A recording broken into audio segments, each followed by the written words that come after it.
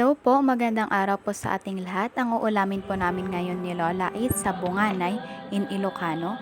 In Tagalog is puso ng saging and in English, banana heart. Kasulukuyan nga pong linilinis ni Lola ang aming uulamin. After po namin itong malinisan, isinihiwa po namin ito ng pinong-pino para mas maging madali po ang pagluto nito. At maging burger patty po ito using banana heart o sabunganay.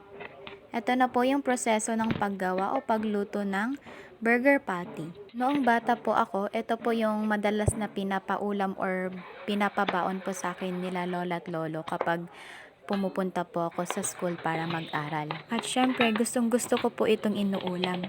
Sinishare ko din po ito sa mga kaklase ko ng mga bata ako. Ganun po kasi yung ginagawa namin. Tuwing lunch break po is nagsasalo-salo kaming mga magkakaklase at nagtitikiman po kami ng mga ulam. At sobra po nila itong nagugustuhan. Naalala ko po nung bata ako, may sagingan po kami, madami po kami mga tanim na mga iba't ibang klaseng saging. Kaya naman po, madalas po talaga kaming kumain ng sabunganay or puso ng saging. Bukod po sa pagluluto ng burger patty, pwede rin po itong idinengdeng.